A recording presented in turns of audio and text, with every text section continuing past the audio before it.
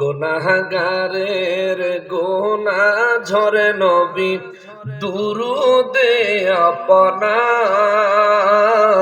গুনাহগারের গুনা ঝরে নবী দুরুদে রোজ হাসরে পার করিবেন, রোজ হাসরে বেন উম্মত গুনাহগার নবীজি। আল্লাহ আল্লাহ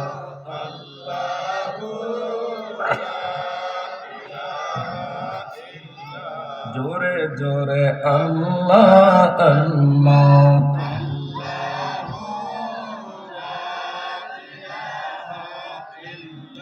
মৌতের তুফান আসবে যখন নবী গো আমার। মৌতের তুফান আসবে যখন নবী গো দয়া করে দেখাইয়েন, দয়া করে চেহারায় আনোয়ার নবীজি। আল্লাহ আল্লাহ লা ইলাহা হো আল্লাহ আল্লাহ।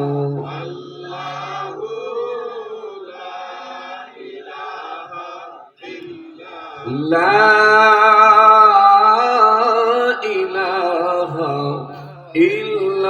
ইল্লাল্লাহু মুহাম্মাদুর রাসূলুল্লাহ সাল্লাল্লাহু আলাইহি ওয়াসাল্লাম। পড়ি আমিন।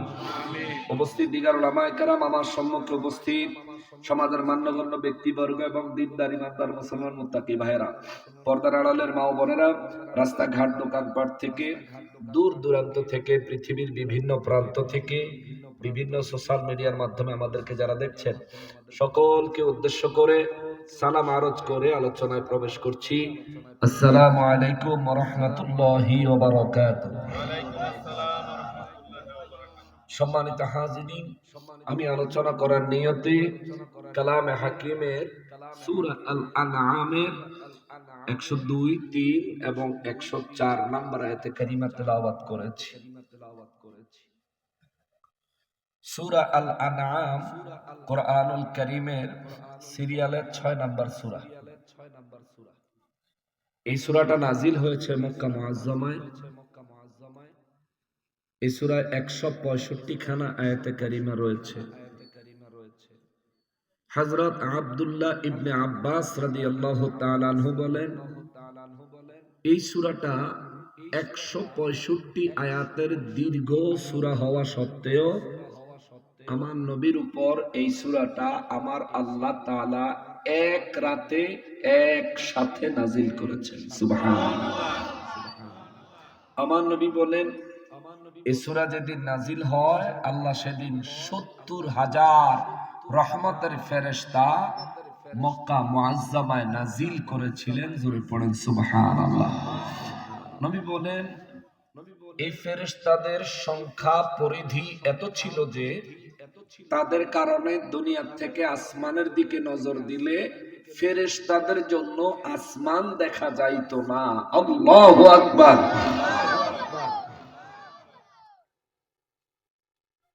এই সূরার শুরু থেকে 102 নম্বর আয়াতে কারিমা পর্যন্ত বিভিন্ন মাহফিলে আমি গুনাহগার তাফসীর মাহফিলে মুসলিম উম্মার খেদমতে শোনানোর সুযোগ হয়েছে। আজকে আমরা 102 থেকে ধরে সামনের দিকে আগাবো ইনশাআল্লাহ। আল্লাহ বলেন, বিসমিল্লাহির রহমানির রহিম, যালিকুমুল্লাহু রাব্বুকুম লা ইলাহা ইল্লা হু খালিকু কুল্লি শাইইন ফা'বুদু وهو على كل شيء وكيل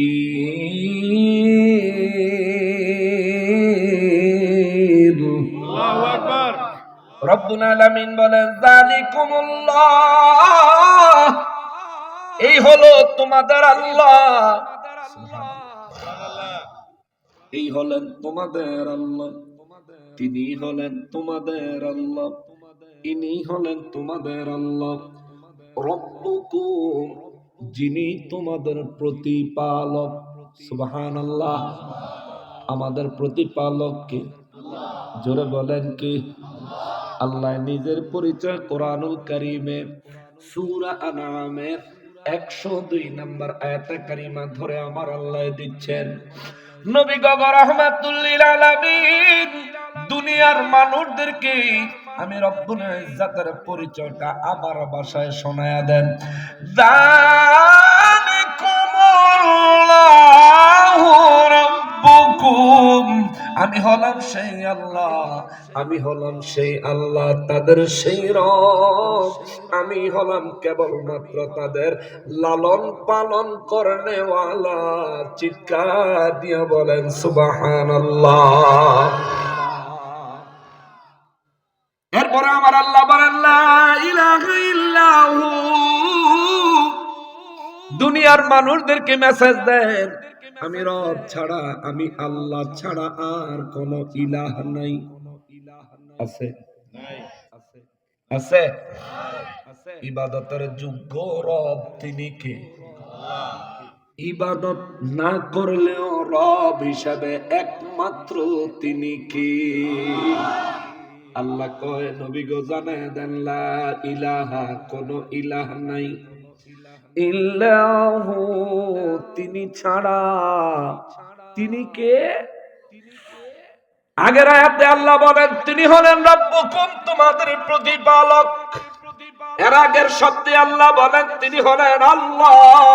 চিৎকার দিয়া বলেন সুবহানাল্লাহ।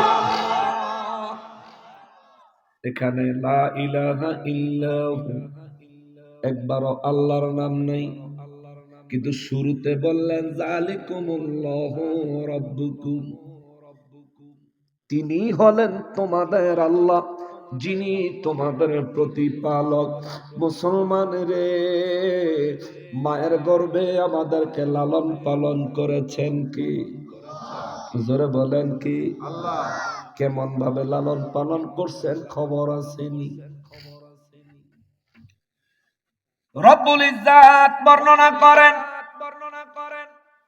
সূরা আনকাবুতে জানা যায়, আমার রব্বুল আলামিন বলেন সূরাতুল ইনসানে জানা যায়। সূরা ইনসানের মধ্যে আমার আল্লাহ বলেন বিসমিল্লাহির রহমানির রহিম, ইন্না খালাকনাল ইনসানা মিন নুতফাতিন আমশাজ।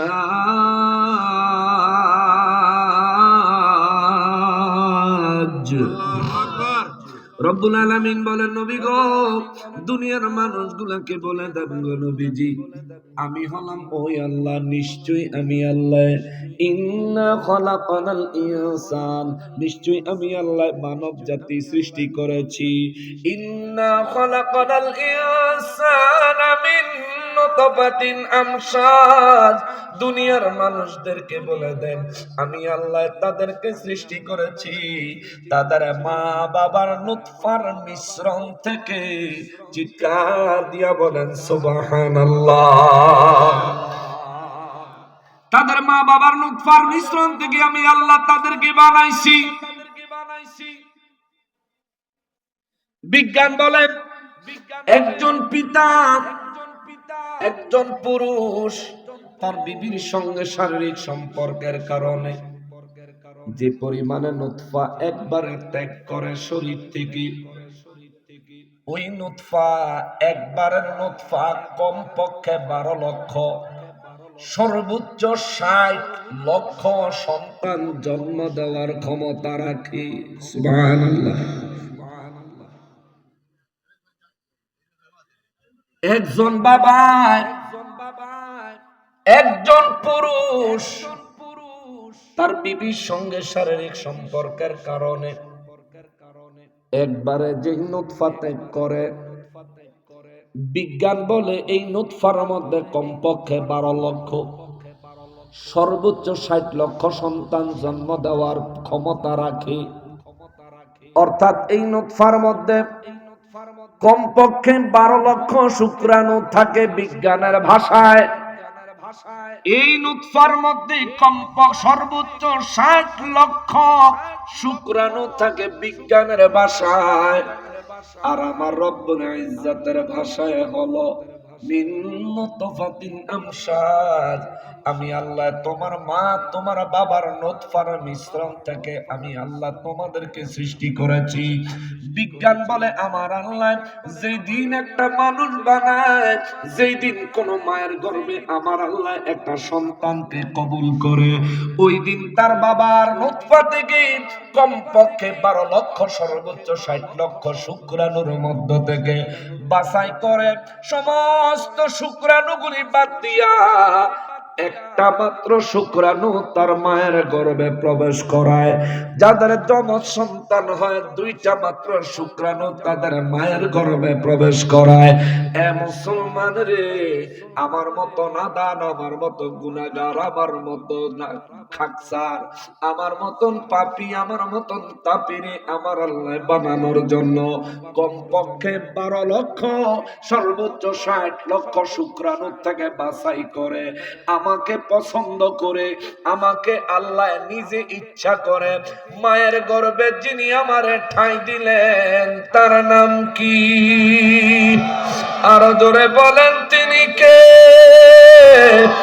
আপনার ক্ষেত্র এমনই হয়েছে, অন্যান্যদের ক্ষেত্র এমনই হয়েছে। এই জন্য রব্বুল আলামিন কয় আমি হলাম রব্বুকুম, তোমাদের প্রতিপালক। আল্লাহু আকবার। আমাদের প্রতিপালক কি? আল্লাহ। আল্লাহ কয় তোর বাবার মেরুদণ্ড থেকে বের করে তোর মায়ের গর্ভে যখন আমি আল্লাহ প্রবেশ করাই, তখন দুনিয়ার কেউ সাহায্যকারী ছিল না রে। আমি আল্লাহ তোর মায়ের গর্ভে তোরে প্রবেশ করাইছি, ওই জায়গায় 40 দিন তোরে এমনি লালন পালন করছি। চিৎকার দিয়া বলেন সুবহানাল্লাহ। 40 দিন পর্যন্ত ওই জায়গায় তোরে আমি এমনি লালন পালন করেছি। এরপরে আল্লাহ কয় 40 দিন পরে রক্তের টুকরা বানাইছি, পরের 40 দিন পরে গোশতের টুকরা বানাইছি, রক্তের টুকরা বানায় তোরা 40 দিন লালন পালন করছি। এরপরে গোশতের টুকরা বানায় আরো 40 দিন লালন পালন করছি। এই গোশতের টুকরার ভিতরে হাড়, চেহারার শেপ, কানের শেপ, নাক, চোখ, কানের শেপ দিয়া আমি আল্লাহ আরো 40 দিন তোরে লালন পালন করছি। এ বান্দা, কেমনে আমি রবের ভুলে গেলি রে?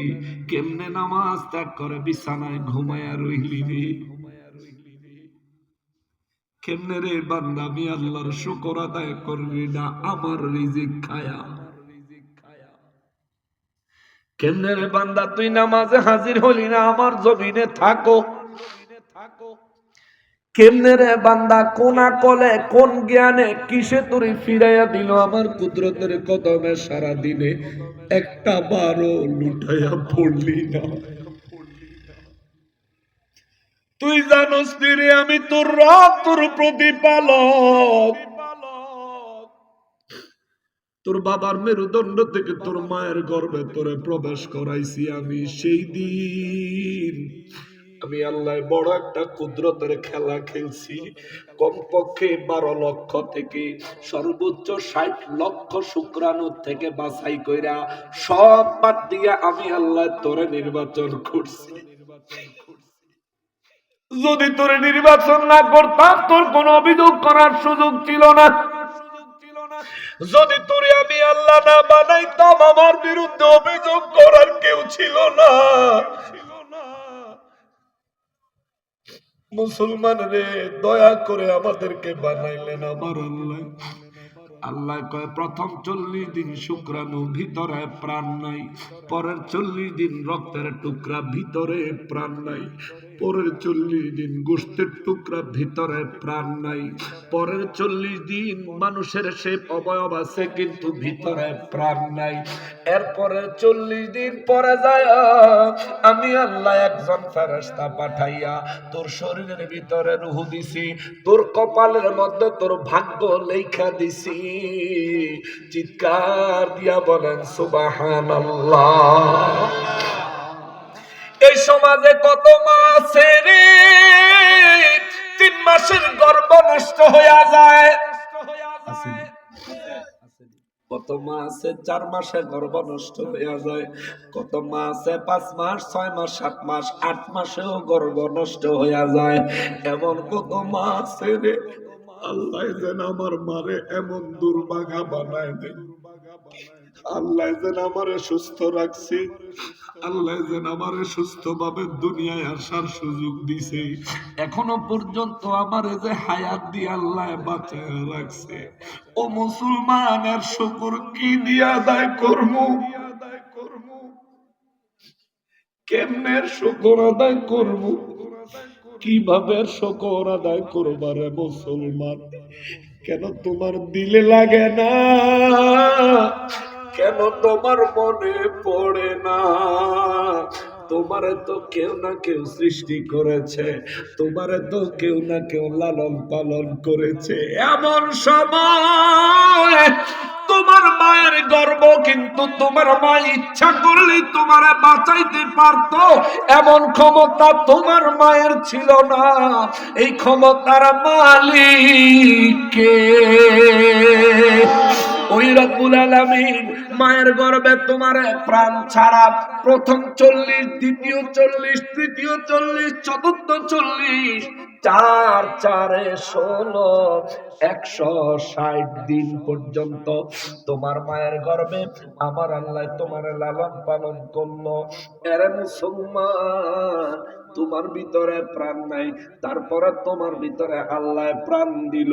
প্রাণ দেওয়ার পরেও তুমি অত্যন্ত ছোট, অত্যন্ত ছোট, নিজের অস্তিত্ব নিজে বুঝো না, নিজের খেয়াল নিজে রাখতে পারো না। তোমার হাত আছে, হাতের মধ্যে প্রাণ আছে, শরীরের মধ্যে প্রাণ আছে, হাত নড়ে পা নড়ে, কিন্তু তুমি নিজের ইচ্ছা মতো নাড়াইতে পারো না। এখন যেমন এই সময়তে যেমন আমি যদি চাই টিস্যুটা ধরবো, আমি চাইলে আমার হাতের নিয়ন্ত্রণ আছে, আমি টিস্যুটা ধরতে পারি, চাইলে পানির বোতলটা ধরতে পারি, চাইলে একজনের দিকে মুসাফা করার জন্য হাত বাড়ায় দিতে পারি, চাইলে আমার প্রয়োজনে আমার হাত আমার পা ব্যবহার করতে পারি। কিন্তু মায়ের গর্ভে প্রথম যখন আল্লাহ আমার দেহে প্রাণ দিছিল, আমার হাত ছিল কিন্তু চালানোর ক্ষমতা ছিল না। আমি জানতাম না, আমি বুঝতাম না কিভাবে আমার হাতকে আমার জন্য ব্যবহার করতে হবে। এই মায়ের গর্ভে আমার আল্লাহ একটা শুক্রাণু হিসেবে আমারে প্রবেশ করাইলেন, যেই জায়গাটা দিয়া, ওই জায়গাটা দিয়া আমার আল্লাহ আমারে 10 মাস 10 দিন মায়ের গর্ভে লালন পালন করে, মায়ের গর্ভে আমার আল্লাহ 10 মাস 10 দিন লালন পালন করলেন। মায়ের পেটের ভিতরে বাতাস যাওয়ার ব্যবস্থা নাই, মায়ের পেটের ভিতরে পানির উপরে ভাসাইয়া আমার আল্লাহ 10 মাস 10 দিন আমার লালন পালন করলো। ওরে এখন যদি আমার নাকে মুখে টিপে ধরো, 2 মিনিট ধরে রাখলে আমার দুনিয়ার খেলা শেষ, নিঃশ্বাস টানতে না পারলে আমার হায়াতের কারবার শেষ, আমার হায়াত ফুরাইয়া যাবে রে। আমি মায়ের গর্ভে কত দুর্বল ছিলাম, এখন আমি কত শক্তিশালী। আমার যদি সুরমা নদীতে নামাইয়া আমার মাথাটা যদি চুবাইয়া পানির নিচে যদি 5 মিনিট ধরে রাখে, আমার পক্ষে আর বেঁচে থাকা সম্ভব হবে না, প্রাণ পাখি উড়াল দিবে। কিন্তু মায়ের গর্ভে 10 মাস 10 দিন আমার পানির মধ্যে বাতাস ছাড়া বাঁচাইয়া রাখছেন কি? আরো জোরে বলো না কে? ওই আল্লাহ আমার জন্য যা করেছেন তোমার জন্য তাই করেছেন। ওই রব আমার জন্য যেমন রব রব্বুল আলামিন, তেমনি ভাবে তোমার জন্য তোমার রব্বুল আলামিন। এই জন্য তো আমার আল্লাহ স্মরণ করায় দেন, যালিকুমুল্লাহু রাব্বুকুম যালিকুমুল্লাহু রাব্বুকুম, ইনি হলেন তোমার সেই আল্লাহ, ইনি হলেন তোমাদের সেই আল্লাহ যিনি তোমাদের লালন পালন করনেওয়ালা।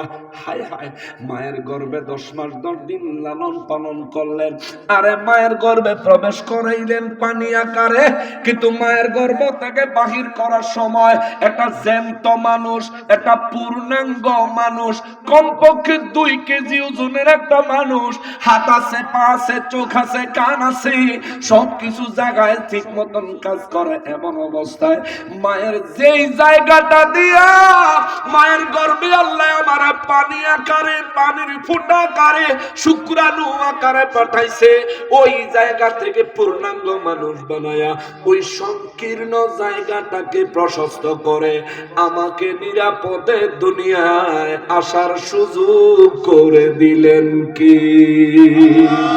জবান খুলে বলো নাকি, আরো জোরে বলো নাকি? মায়ের ওইটুকু জায়গা দিয়ে একটা মানুষ দুনিয়ায় আসা আমার আল্লাহর দয়া না হলে কি সম্ভব হতো? বলেন সম্ভব হতো? না না না, ওই সংকীর্ণ জায়গা দিয়ে আল্লাহ আমার 2 কেজি, 2.5 কেজি, 3 কেজি, অনেকের বাচ্চা 3.5 4 কেজিও হয়। মায়ের গর্ভ থেকে আমার আল্লাহ বাহির করলেন, আমার একটা চুল ছিঁড়ল না, শরীরের একটা হাড্ডি ভাঙলো না, হাতে পায়ে একটা মোচড় লাগলো না। আল্লাহু আকবার! চিন্তা করে দেখছেন? এই সংকীর্ণ জায়গা দিয়ে আল্লাহ আমারে বাহির করলেন, আমার একটা হাত ভাঙে নাই, পা ভাঙে নাই, একটা হাড্ডিতে আঘাত লাগে নাই, কোনো জয়েন্টে টান খায় নাই। যে সময় আমার মাথাটা কাদার মতো নরম ছিল, দাদিরা নানিরা কোলে লইয়া মাথার কপালের মধ্যে চাপ দিলে মাথার কপাল ডাইবা গেছে, কিন্তু কপালের শেপ ঠিক করি, একটু উঁচাইয়া রয়েছে ঠিক করি, গালের দিকে টিপা দিত, কপালের মধ্যে টিপা দিত। বাচ্চাদের দেয়নি, দাদিরা নানিরা দেখবেন শোয়াইয়া মাথার মধ্যে টিপে দেয়, ছোট বাচ্চাদের মাথার তালুতে দেখবেন লাফায়। কেন লাফায়? এখন কি লাফায় না? লাফায়। তখন লাফাইছে, এখনো লাফায়, এখন বড় হইছি, আগের চাইতে বেশি লাফায়, কিন্তু এখন বোঝা যায় না, কারণ মাথা আল্লাহ আমাদেরকে এখন শক্ত করে দিছে। তখন আমি এত নরম ছিলাম রে, এই নরম মাথাটা সর্বপ্রথম মায়ের সংকীর্ণ জায়গা দিয়ে দুনিয়ায় আল্লাহ পাঠাইছে। ওরে মুসলমান রে, দুনিয়ার কোন মানুষের যদি এই ব্যবস্থা হইতো, কত বাচ্চার মাথা ঘাড়ের থেকে ছিঁড়া যাইতো, কত বাচ্চার মাথা ফাইটা ভাঙ্গা টুকরা টুকরা হয়ে যাইতো, কত বাচ্চার মাথার মগজ নষ্ট হইয়া যাইতো, কত বাচ্চার হাত পা ভেঙে যাইতো, কিন্তু আমার রব্বুল আলামিন, ও আমার আল্লাহ, আল্লাহ রে, কেমনে তোমার শুকর আদায় করি রে আল্লাহ, কেমনে তোমার শুকর আদায় করি। ওই রব্বুল আলামিন আমার নিরাপদে বাহির করলেন। দুনিয়ায় আসার পরে জীবনে কোনোদিন মায়ের দুধ খাই নাই, কিন্তু মায়ের দুধ মুখে লাগাইয়া দিলে বাচ্চা হিসেবে এখন মাত্র জন্ম নিল, বাচ্চায় টানে মায়ের বুক থেকে দুধ বাহির হয়।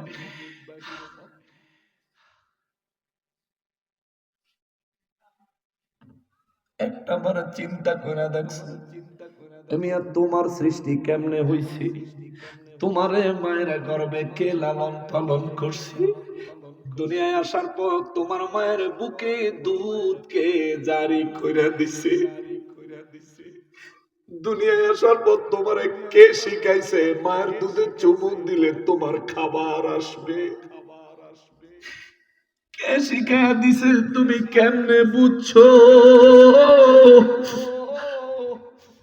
মায়ের বুকে আমার আল্লাহ আমার জন্য দুধ রাখছে, এমন দুধ অতিরিক্ত গরম না, জিহ্বা পড়ে না, একেবারে পানসা না, হালকা মিষ্টি মিষ্টি মায়ের বুকের দুধ এই মাত্র জন্মগ্রহণ করা শিশুর মুখের রুচি মোতাবেক। সুবহানাল্লাহ। আপনার রুচি মোতাবেক ছোট্ট মানুষ, আপনার মায়ও বুঝে না আপনার রুচি কি, আপনার বাবাও বুঝে না আপনার রুচি কি, আপনার আত্মীয় স্বজন কেউ বুঝে না আপনার রুচি কি। কতটা মিষ্টি দিলে আপনার জন্য যথেষ্ট হবে আপনার কেউ জানে না, আপনার মায়ও জানতো না। কতটা মিষ্টি দিলে আপনার জন্য মজাদার হবে আপনি খাবেন আপনার আম্মায় জানতো না। কিন্তু আমার আল্লাহ পরিমাণ মতো মায়ের বুকের মধ্যে দুধ বানায়া দিলেন। কেমনে বানাইলো দুধ? মায়ের রক্ত, মায়ের মাংস, মায়ের হাড্ডি, এই তিন জিনিসের আমার আল্লাহ মিক্সিং কইরা মায়ের শরীরের ভিতরে আমার আল্লাহ মায়ের গোশত, মায়ের রক্ত, মায়ের হাড্ডি, এই তিন জিনিসের আমার আল্লাহ ব্লেন্ড করলেন মায়ের শরীরের ভিতরে। এই তিন জিনিসের প্রসেস করলেন। এই তিনটা জিনিসের প্রসেস করে করে করে করে করে করে আমার মতো নাদানের জন্য আমার মায়ের শরীরের ক্ষয় করে আল্লাহ মায়ের বুকের মাধ্যমে দুধ খাওয়ায়া মায়ের হাড্ডি গলছে, আমার হাড্ডি বাড়ছে, মায়ের গোশত গলছে, আমার গোশত বাড়ছে, মায়ের শরীরের রক্ত কমছে, আমার শরীরের রক্ত বাড়ছে। চিৎকার দিয়া বলেন আল্লাহু আকবার। এই জন্য কবি সাহিত্যিকরা বলেন, করে 10 মাস 10 দিনে মায়ে গর্বে দিলেন ঠাই, রক্ত মাংস খাইয়া মায়ের ভবে আইলাম ভাই, ভূমিষ্ঠ হইয়া যখন উঠিলাম কান্দিয়া, শান্ত করিল মায় বুকের দুধ দিয়া। মায়ের প্রসবের কানে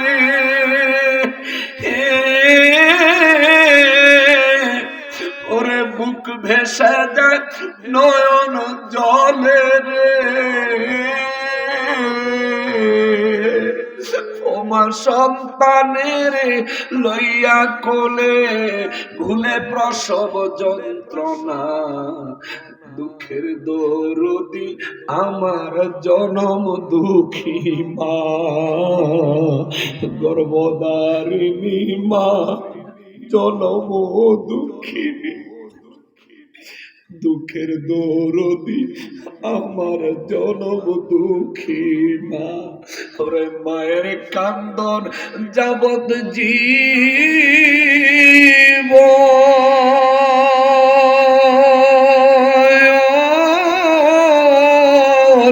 ওরে 2-4 মাস মনের কান্দন রে, ওরে ঘরের পুরি বাইরের কান্দন কয়েকদিন পর থাকে না, দুঃখের দরদি আমার জনম দুঃখী মা,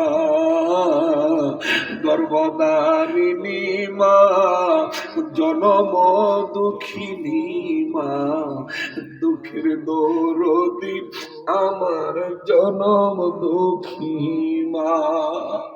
আপনি যদি আপনার মায়ের 2 বছর দুধ পান করে থাকেন, দুনিয়ার মানুষ দেখে আপনি দুধ খাইতেছেন, কিন্তু রব্বুল ইজ্জত আপনার মায়ের রক্ত মাংস হাড্ডি গালায়া গালায়া আপনারা খাওয়াইতেছি। এই জন্য তো বলে মায়ের এক ধার দুধের দাম কাটিয়া গায়ের পাপস বানায়া দিল ঋণের শোধ হবে না।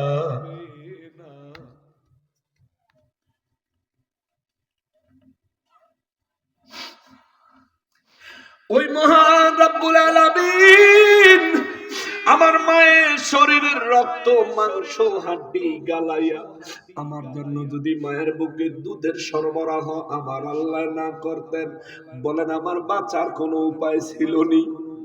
জোরে বলেন উপায় ছিল নি? আরো জোরে বলেন উপায় ছিল নি? এই জন্য আল্লাহ কয় জালিকুমুল্লাহু রাব্বুকুম, আমি হলাম তোমাদের ওই আল্লাহ যিনি তোমাদেরকে লালন পালন করেছি, যিনি তোমাদেরকে লালন পালন করেছি। মায়ের গর্ভে 10 মাস 10 দিন দুনিয়াতে আসলা, নিরাপদে আনলাম। আসার পর তোমার জন্য খাবার, তুমি আসার আগে তোমার মায়ের বুকে আমি আল্লাহ রেডি করে দিছি। তুমি আইসা তোমার আম্মার বুকে মুখটা লাগাইছো, মুখটা লাগায় যখন চোষণ দিয়েছ, এক চোষণে প্রথম চোষাতেই আমি তোমার মায়ের বুক থেকে দুধ সরবরাহ করে তোমার মুখে পাঠাইয়া দিছি। এরে বান্দারি, ও বান্দা, তোরে বানাইছি, দুনিয়ায় নিরাপদে পাঠাইছি। মায়ের বুলে, মায়ের গর্ভে, মায়ের কোলে, মায়ের বুকের দুধ পান করার জন্য 2টা বছর 2.5টা বছর আমি আল্লাহ তোরে তোর মায়ের বুকের দুধ খাওয়াইছি। গরুর দুধ প্রত্যেক দিন রোজগার রোজ করলে টাকা লাগে, সপ্তাহে একবার দেওয়া লাগে, অথবা মাসে একবার দেওয়া লাগে, অথবা নগদ টাকা দিয়া গরুর দুধ কিনা লাগে। কিন্তু তোর মায়ের বুকের দুধ আমি আল্লাহ তোরে 2 বছর 2.5 বছর খাওয়াইছি। তোর কাছ থেকে এর জন্য কোনো বিল আমি আল্লাহ দাবি করি নাই, কোনো পয়সা আমি আল্লাহ দাবি করি নাই, কোনো বিনিময় আমি আল্লাহ দাবি করি নাই। বরঞ্চ তোরে যেন আমি আল্লাহ বানাইয়া দুনিয়ায় পাঠাইছি 7 বছর পর্যন্ত, ফাইনালি 10 বছর পর্যন্ত আমি আল্লাহ আমার শরীয়তের বিধি বিধান থেকেও তোরে মুক্ত রাখছি। সুবহানাল্লাহ। আমরা জন্মানোর পরে আমাদের জন্য নামাজ ফরজ হইছে না? 7 বছরে নামাজের তাকিদ দাও, 10 বছরে নামাজের জন্য প্রয়োজনে প্রহার করো, 12 বছর পর থেকে ফাইনালি পরিপূর্ণ ব্যবস্থা নাও। যদি নামাজ না পড়ে, নামাজ পড়েননি, 12 বছরের কম বয়সী পোলাপাইন খুব কম আছে, ম্যাক্সিমাম 12 বছর বয়সের ঊর্ধ্বে মানুষ। মুসলমান নামাজ পড়নি, নামাজ পড়ো না কেন রে মুসলমান? কেন তুমি নামাজ পড়ো না? কিসের জন্য পড়ো না? তুমি ব্যস্ত, যেই দুনিয়ার জন্য ব্যস্ত হয়েছ, দুনিয়া থাকবে একদিন, তুমি থাকবা না। তুমি ব্যবসার জন্য ব্যস্ত, যেই ব্যবসার জন্য ব্যস্ত, এই ব্যবসা থেকে যাবে, তুমি একদিন থাকবা না রে মুসলমান। এ মুসলমান রে, আল্লাহর ইবাদতে নিজেকে মশগুল না করলে আমার আল্লাহ রাব্বুল ইজ্জাত তোমার স্মরণ করে দিয়েছে। এইজন্য কেন তুমি আমি আল্লাহর ইবাদতে মশগুল হও না? যালিকুমুল্লাহু রাব্বুকুম, আল্লাহু আকবার। আমি হলাম তোমার সেই আল্লাহ যিনি তোমাকে লালন পালন শুরু করেছি সৃষ্টির শুরু থেকে। তোমার সৃষ্টি করছি আমি, লালন পালনও করছি আমি। এই জন্যই তো এই আয়াতে কারিমার পরের অংশে যায় আল্লাহ কয় লা ইলাহা ইল্লাহু। তাদেরকে বলে দেন আমি তাদের আমি ছাড়া আর কোন রব নাই, তাদের আর কোন ইলাহ আমি আল্লাহ ছাড়া নাই। খালিকু কুল্লি শাই।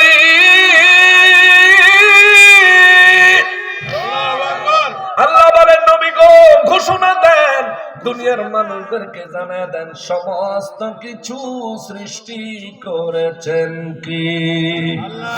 আর ধরে বলেন না কি আল্লাহ? কয় নবী গো দুনিয়ার প্রত্যেকটা মানুষকে বলে দেন সমস্ত কিছু সৃষ্টি করেছি আমি আল্লাহ। সমস্ত কিছু এমনকি প্রত্যেক ব্যক্তিকেও সৃষ্টি করেছেন কি? জোরে বলে আল্লাহ, আরো জোরে বলেন না। আমাদের সৃষ্টিকর্তা আমার আল্লাহ।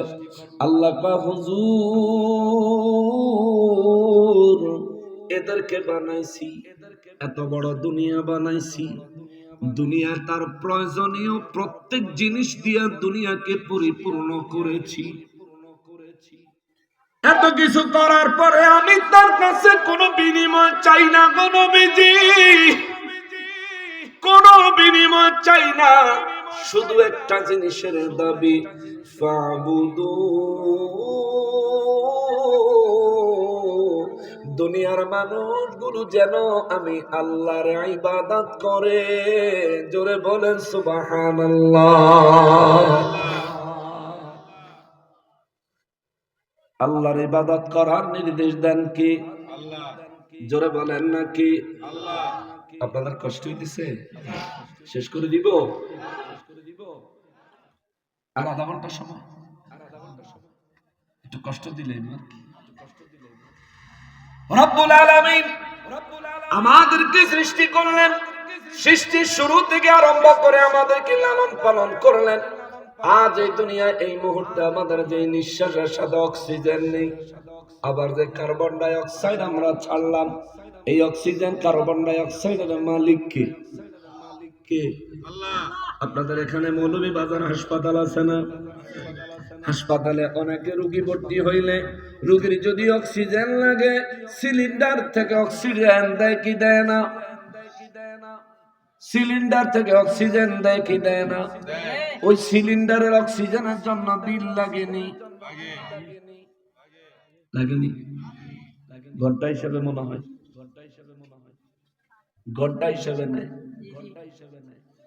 অক্সিজেন সিলিন্ডার থেকে হাসপাতালে অক্সিজেন গ্রহণ করলেন, ঘন্টা হিসেবে বিল দিলেন। জন্মের পর থেকে যে অক্সিজেন নিচ্ছেন, আজ পর্যন্ত অক্সিজেন নিতেছেন, এই অক্সিজেনের জন্য জীবনে কোনোদিন বিল দিছেননি? কেউ চাইতে আইছে? কেউ বাকির টাকাটা পাঠাইছে? না রে না রে না। রব্বুল আলামিন কয় বান্দারে, তোর শুধু অক্সিজেন নয়, এই দুনিয়াতে সকাল বেলার সূর্য, রাতের বেলার চাঁদ, আসমানের তারকা মণ্ডলী, এমনকি গরমের সময়ের গরম, শীতের সময়ের ঠান্ডা, এমনকি গাছ গাছালির সমস্ত ফল ফলাদি নিয়ামত রাজি। এ মুসলমান রে, রব্বুল ইজ্জত কয় সবকিছু আমি তোরে নিয়ামত হিসেবে দিছি, তোর কাছ থেকে আমি আল্লাহর শুধু একটাই দাবি, পাবুদু। তুই শুধু আমি আল্লাহর ইবাদত কর, আমি আল্লাহর ইবাদত কর, আমি আল্লাহর ইবাদত কর। রব্বুল আলামিন তোমার ইবাদত কি? কোনটা তোমার ইবাদত? আল্লাহ বলেন ওয়াশকুরু ইয়াহু ফাবুদুন।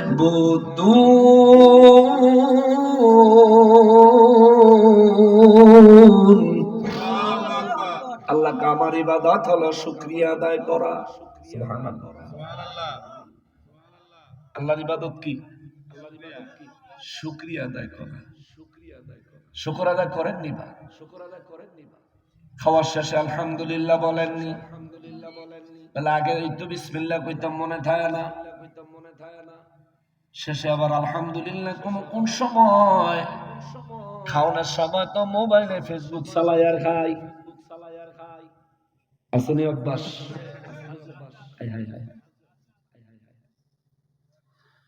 রব্বুল আলামিন বলেন তুমি যদি ইবাদতকারী হতে চাও, তবে আমি আল্লাহর নিয়ামতের শুকরিয়া আদায় করো। তাইলে এখন একটা প্রশ্ন দাঁড়াইল, আল্লাহ যত নিয়ামত দিছেন, এই নিয়ামতের বিনিময় হিসেবে আমার আল্লাহ বান্দার কাছ থেকে ইবাদত নিছেন। আল্লাহ যত নিয়ামত দিছেন, এই সমস্ত নিয়ামতের বদৌলতে আল্লাহ বান্দার কাছ থেকে শুকরিয়া নিছেন। তাইলে আল্লাহর ফায়দা আছে? না না না, এটা আপনার একটা ভুল ধারণা রে বাবা। আমার রব্বুল আলামিন বলেন তোমরা আমার নিয়ামত খাইবা, নিয়ামত আমার দিছি তোমারে, খাওয়ার পর, গ্রহণ করার পর, ব্যবহার করার পর, তুমি এটা ভোগ করার পরে আমার রব্বুল আলামিন বলেন তুমি শুকরিয়া আদায় করবা।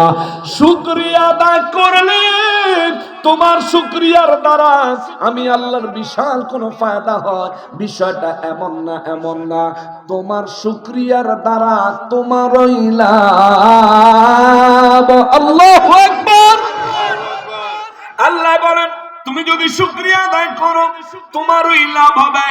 তুমি যদি শুকরিয়া আদায় করো তোমার এই ফায়দা হবে। সাহাবায়ে কেরাম জানতে চাইলেন, নবী গো, আমি যদি আল্লাহর ইবাদতের জন্য শুকরিয়া আদায় করি তাইলে আমার কি ফায়দা হবে? আমার নবী বলেন, শোনো, আমার আল্লাহ সূরা ইব্রাহিমের মধ্যে বলেছেন, লা ইন শাকারতুম, যদি তুমি আল্লাহর শুকরিয়া আদায় করো, লা আজিদান্নাকুম, আল্লাহ তোমার যে সমস্ত নিয়ামত দিয়েছেন এই সমস্ত নিয়ামতের পরিধি আমার আল্লাহ আরো বাড়ায়া দিবে। চিৎকার দিয়া বলেন সুবহানাল্লাহ। নিয়ামত বাড়াইতে পারে কে? সম্পদ বাড়ায়া দিতে পারে কে? গরিবের ধনী বানাইতে পারে কে? ব্যবসায় বরকত দিতে পারে কে? জমিনের ফসলে বরকত দেনেওয়ালা কি? আল্লাহ। অথচ আপনি কত বড় আহাম্মক চিন্তা করছেননি? ব্যবসায় বরকত দিব যে আল্লাহ, ওই আল্লাহর নামাজে আপনি ব্যবসার লাগিয়া যান না। কত বড় আহাম্মক আপনি চিন্তা করছেন? জমিনের ফসলে বরকত দিব যে আল্লাহ, জমিনের ফসলকে নিয়ামত বানাইব যে আল্লাহ, ওই আল্লাহর নামাজে জমিন নিরানের লাগা ক্ষেতের পরিচর্যা করার জন্য আপনি নামাজে গেলেন না, নামাজের গুরুত্ব দিলেন না। জমিতে পানি দিতেছেন তো দিতেই আছেন, নামাজের সময় চলে যায় আপনারা খবর নাই। জমিতে ওষুধ দিতেছেন তো দিতেই আছেন, আপনার নামাজ চলে যায় আপনার কোনো খবর নাই। বাড়িতে যাইয়া ফজরের সময় ক্ষেতের মধ্যে ধান কাটতে চলে গেছেন ফজরের আজানের সময়, কিন্তু মাগার আপনি নামাজটা পড়া যান নাই। ও মিয়া, বহু মানুষের ফসল হয়েছে, বাড়িতে নেওয়ার আগে পাখিতে খায়া গেছে। ঠিক নেই? হয়নি এমন?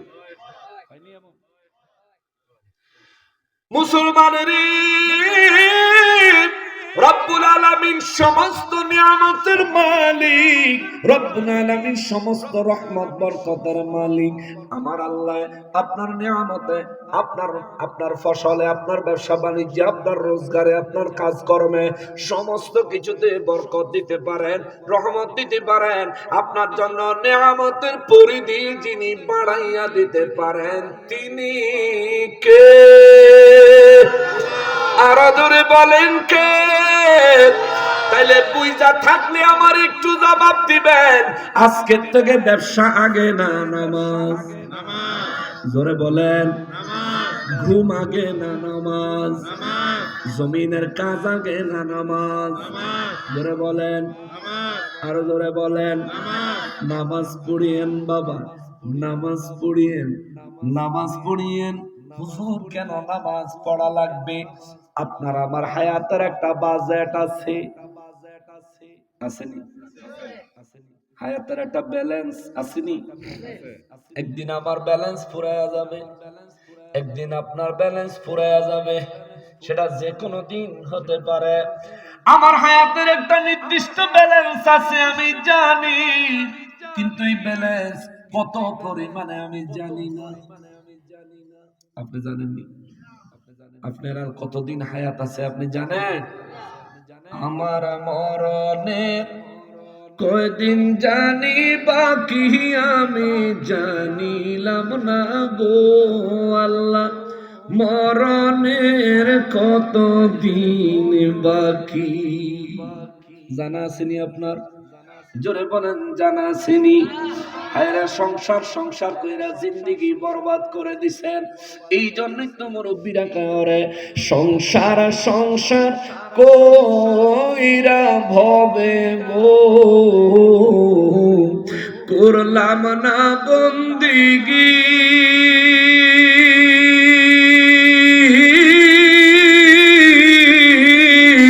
কিভাবে কাটাইবি মনরে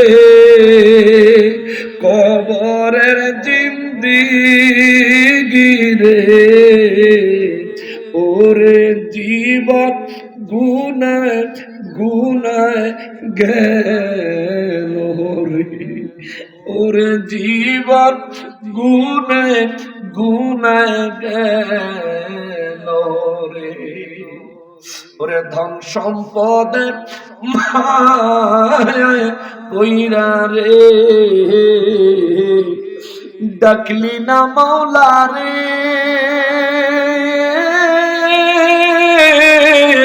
কি জানি কি উপায় হবে গো অন্ধকার কবরে রে ওরে জীবন গুনে গুনে গেল রে। কবরের জীবন প্রত্যেক ব্যক্তির জন্য ব্যাখ্যা করছি। ভাবতেছেন বেঁচে আছেন, দুনিয়ায় অনেক কিছু কামাই করবেন, অনেক সুন্দর করে সাজাবেন, রঙিন ভবিষ্যৎ চিন্তা করতেছেন। চিন্তা করা ভালো, কিন্তু যেই ভবিষ্যৎ শেষ হইয়া যাবে এই ভবিষ্যতের মোহে পড়ে যেই ভবিষ্যতের শুরু আছে শেষ নাই, ওই ভবিষ্যৎকে ভুলে গেলেন কোন কারণে? ওরে ছেলে মেয়ের মায় পয়রা গো ডাকলি না মাওলা রে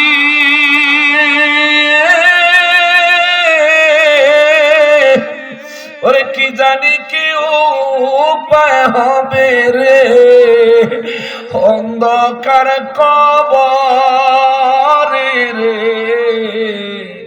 ওরে জীবন গুনে গুনে গেল রে। হায়াতের একটা বাজেট আছে, শেষ হয়ে গেলে সুযোগ শেষ। হায়াতের বাজেট শেষ হয়ে গেলে ইবাদত চাইলেও আর করা যাবে না। পারবে? কারো যদি হায়াতের বাজেট শেষ হয়ে যায়, কবরের জিন্দেগিতে নামাজ আসেনি, কবরের জিন্দেগিতে রোজা আসেনি,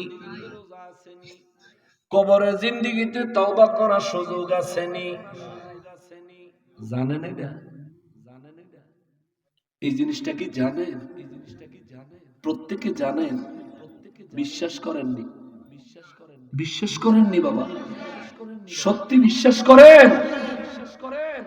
তাহলে একটু চিন্তাও করেন, একটু চিন্তাও করেন। এই দুনিয়ায় কেউ যদি আপনারা ঠকায়া দেয়, ঠকা যায়। এখানে কেউ আপনাকে ঠকায়া দিলে আপনি জাগা মতন জিততে গেছেন, ঠিক কিনা বলেন? আর আপনি যদি চিন্তা করেন কাউরে ঠকাইয়া আপনি জিততে লাইবেন, তাহলে মনে রাখেন আসল জায়গায় ধরা খেয়ে গেছে, ঠিক কিনা বলেন? বাবা, এই দুনিয়া থাকবে কিয়ামত পর্যন্ত, কিন্তু এই দুনিয়াতে এখনো পর্যন্ত বহু রাজা বাদশাহ ছিল, তারাও চলে গেছে। বাদশাহ জুলকারনাইন 1600 বছর হায়াত পেয়েছিলেন।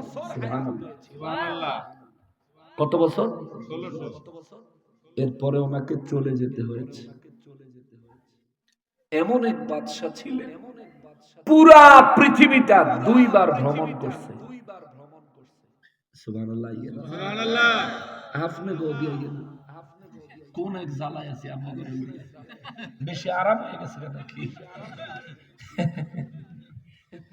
2 বার পুরো পৃথিবী ভ্রমণ করছে বাদশাহ জুলকারনাইন। ওনারে আল্লাহ একটা ঘোড়া দিছিল, মুজিজার ঘোড়া। এক কদমে 12,000 মাইল চলতো। সুবহানাল্লাহ। জোরে কন্যা সুবহানাল্লাহ। 1600 বছর উনি হায়াত পাইছেন। দিন শেষে, হায়াত শেষে আজ তিনি চিরবিদায় হয়ে রোজ হাসরের অপেক্ষা করতেছেন। কথা বলেন ঠিক কিনা? 1600 বছর হায়াত পাইয়া হেবেড়া বাঁচে নাই, আর আমরা 160 বছর হায়াত পাই না। 100 বছর হায়াত পাইতেও তো আমরা এখনকার জামানার ফরমালিন খাওয়াইনা যারা আছে, এরা কেউই 100 বছর হায়াত পাইতো। পুরানা এই মুরব্বীরা যারা আছে, তারা বালা খাইছে, তারা বালা খাইয়া আমরা লেগে ফরমালিন আলাদা রাখছে। আল্লাহ তারারে হায়াত দিছে, তারা শরীরের শক্তি সামর্থ্য দিছে, আল্লাহ রহমতে তারা যতদিন টিকবো। কিন্তু আমাদের জামানায় বেজাইল্লা খাওয়ানোর এক ব্যাপার আছে। আবার কিয়ামত যত কাছে আসতেছে মানুষের হায়াতের পরিধি তত কমতেছে। কথা বলেন ঠিক কিনা? তো চিন্তা করে দেখেন, এই মুরব্বী যত বছর হায়াত পাইছে, আপনি এত বছর হায়াত পাবেন কোনো গ্যারান্টি? আবার এই মুরব্বী আরো 10 বছর বাঁচবো এমনও কোনো গ্যারান্টি? আরে আমি যে ওনার চাইতে বয়সে ওনার নাতির সমান বা ওনার ছেলের সমান, আমি যে আরো 10 বছর 20 বছর বাঁচবো, গ্যারান্টি আছে?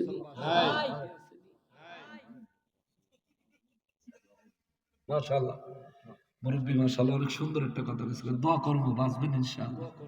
আল্লাহুম্মা আমিন। সবাই বলেন আল্লাহুম্মা আমিন। আল্লাহ হায়াত দারাজ করুক দ্বীনের খেদমতের জন্য। ধরে পড়েন আমিন। মুসলমান, আমি যে কথাটা বলছিলাম হৃদয় দিয়ে একটু অনুধাবন করবেন। আল্লাহ বলতেছেন খালিকু কুল্লি শাইইন ফা'বুদু। আল্লাহ বলেন নবী গো নবী, দুনিয়ার প্রত্যেকটা মানুষকে জানাইয়া দেন, দুনিয়ার প্রত্যেকটা বস্তুর সামনে এলান করে দেন, সমস্ত কিছুর সৃষ্টিকর্তা হলাম আমি আল্লাহ। সব কিছু বানাইছি আমি, সুতরাং তারা যেন কেবল আমি আল্লাহর ইবাদত করে। সাহাবায়ে কেরাম জিজ্ঞেস করলেন নবী গো ইবাদত কি? আল্লাহ বললেন হুজুর বলে দেন ইবাদত হলো শুকরিয়া আদায় করা। নিয়ামতের শুকর আদায় করার নাম হলো ইবাদত। নিয়ামতের শুকর আদায় করার নাম হলো ইবাদত। কেউ যদি নিয়ামতের শুকর আদায় করে, ও নবী আমার আল্লাহ তারে কেমন এই শুকরিয়া আদায়ের বদৌলতে কি দিবেন? আল্লাহ সূরা ইব্রাহিমে কয় লা ইন শাকারতুম, যদি তুমি শুকরিয়া আদায়কারী হও, লা আযীদান্নাকুম, আমি তোমার নিয়ামতের পরিমাণ বাড়ায় দিব। তোমার শুকরিয়া আদায় দিয়া আমি আল্লাহর কুদরতের কোনো পাওয়ার বাড়ে বিষয় এমন না, আমি আল্লাহর ক্ষমতার সীমানা বাড়ে এমন না, আমি আল্লাহর ক্ষমতার কোনো সীমা নাই রে। চিৎকার দিয়া বলেন আল্লাহু আকবার। নিয়ামতের শুকরিয়া আদায় করলে লাভ কি? আল্লাহর না আমার? আমারই। এই জন্য আমার রব্বুল আলামিন বলেন নবী গো এই দুনিয়ার মানুষগুলোকে বলেন ওয়া আলা কুল্লি শাইইন ওয়াকিল। আওয়াজ করে বলেন আল্লাহু আকবার। আল্লাহ তাদেরকে বলেন আমি শুধু সবকিছু বানাইছি তা নয়, আমি আল্লাহ সবকিছুর রক্ষা করনেওয়ালা। সুবহানাল্লাহ। সবকিছুর রক্ষা করনেওয়ালা কে? জোরে বলেন না কে? এই পৃথিবীতে আলো দেয় যে সূর্য দিয়া, এই পৃথিবীতে আলো আসে যে সূর্য থেকে। পরিপূর্ণ গরমের সময় গ্রীষ্মকালে আমাদের দেশের তাপমাত্রা কত হয়? 35 ডিগ্রি, 38 ডিগ্রি, 40 ডিগ্রি হইতে আমি এখনো শুনি নাই। আমাদের দেশে 40 ডিগ্রি তাপমাত্রা হইতে আমি এখনো শুনি নাই। যদি 38 ডিগ্রি তাপমাত্রা হয়, সব পুরুষেরা বাড়িতে বিদ্যুৎ না থাকলে হয়তো ঘরের ছাদে যায়, নয়তো উঠানে বাহির হইয়া যায়, নাইলে রাস্তার কিনারও গামছা কান্দলে উদাময়া খাড়ায় থাকে। আর আমার মা বোনদের অবস্থা তো খারাপই খারাপ, হাত পাখা দিয়ে বাতাস করতে করতে জীবন শেষ। মাত্র 35 ডিগ্রি, মাত্র 38 ডিগ্রি তাপমাত্রায় মুসলমান 38 ডিগ্রি তাপমাত্রা হইলে আপনার এলাকায় যদি কোনো জমির উপরে হাঁটু পরিমাণ পানি থাকে, দেখবেন পুরা পানিটা মনে হইব চুলাতে গরম করে না ঢাইলা দিছে। ওই হাঁটু পরিমাণ পানির ভিতরে কোনো মাছ থাকলে মরে যায়, মরে যায়, মরে যায়। মাত্র 38 ডিগ্রি সেলসিয়াস তাপমাত্রায়, এই 38 ডিগ্রি সেলসিয়াস তাপমাত্রা হইল যে সূর্যের তাপের কারণে। ওই সূর্যের অরিজিনাল তাপমাত্রা কত জানেননি? 1.5 কোটি ডিগ্রি সেলসিয়াস। আল্লাহু আকবার। 1.5 কোটি ডিগ্রি সেলসিয়াস তাপমাত্রায় ওই সূর্যটা জ্বলে। ওই 1.5 কোটি ডিগ্রি সেলসিয়াস তাপমাত্রা থেকে আমাদের এই পৃথিবীটাকে রক্ষা করেছেন কি? এই জন্য আল্লাহ বলেন ওয়া আলা কুল্লি শাইইন ওয়াকিল। আমি হলাম ওই আল্লাহ, প্রত্যেকটা জিনিস যেমনি ভাবে আমি সৃষ্টি করেছি তেমনি ভাবে প্রত্যেকটা জিনিস আমি আল্লাহ রক্ষা করে নেওয়ালা। চিৎকার দিয়ে বলেন সুবহানাল্লাহ। 1.5 কোটি ডিগ্রি সেলসিয়াস তাপমাত্রা সূর্যের তাপেরে আল্লাহ দুনিয়ায় পাঠায়। এই সূর্য থেকে তাপটা বের হলে প্রতি সেকেন্ডে 3 লক্ষ কিলোমিটার গতিতে, প্রতি সেকেন্ডে 3 লক্ষ কিলোমিটার গতিতে সূর্য থেকে বের হয়ে দুনিয়ার দিকে বাহির হয়ে আসে। দুনিয়ার দিকে বাহির হয়ে আসে 3 লক্ষ কিলোমিটার স্পিডে সেই সূর্য থেকে তাপমাত্রা বের হয়ে যখন দুনিয়ার দিকে আসে, এই দুনিয়ায় পৃথিবীতে এসে সূর্যের তাপটা পড়তে 8 মিনিট 20 সেকেন্ড সময় লাগে। সুবহানাল্লাহ। এই 8 মিনিট 20 সেকেন্ড ধরে আল্লাহ সূর্যের তাপটারে ঠান্ডা করতে করতে করতে করতে তারপরে দুনিয়াতে আইনা পৌঁছায়। এরপর আইসা আমাদের সহনশীল যদ্দূর সইব এদ্দূর তাপমাত্রা আমাদের জন্য পাঠায় কি? আল্লাহ। জোরে বলেন নাকি? আল্লাহ। আল্লাহ পাঠায়।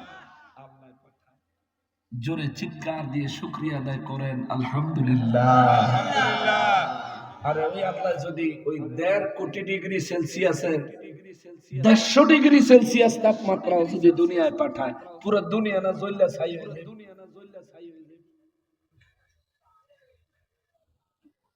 এই জন্য আল্লাহ বলেন ওয়া আলা কুল্লি শাইইন ওয়াকিল। আমি আল্লাহ হলাম সমস্ত কিছুর রক্ষা করনেওয়ালা।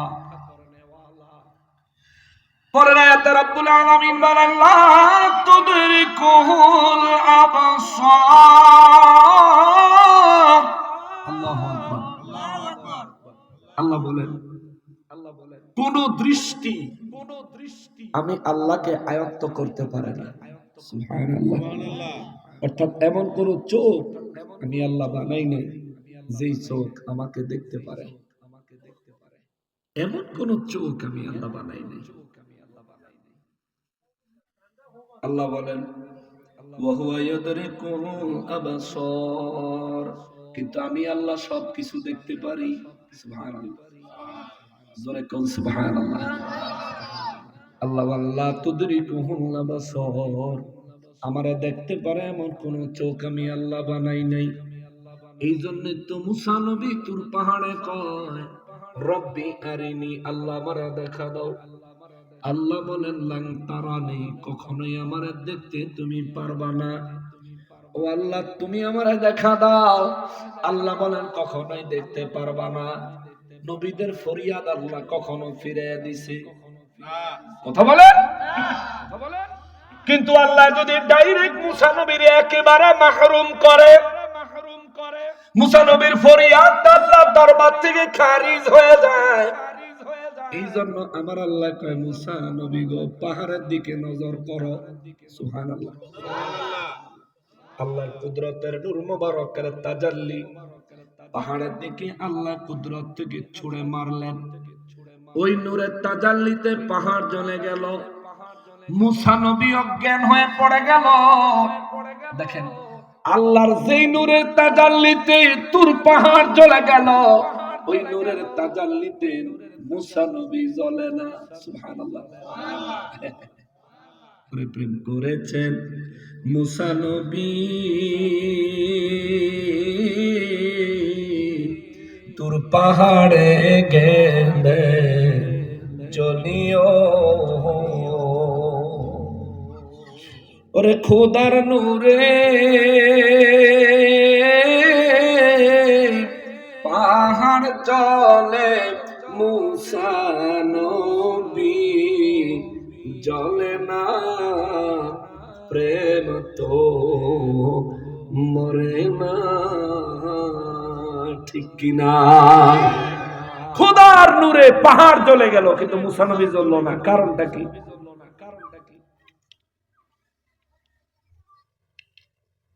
কি কারণে?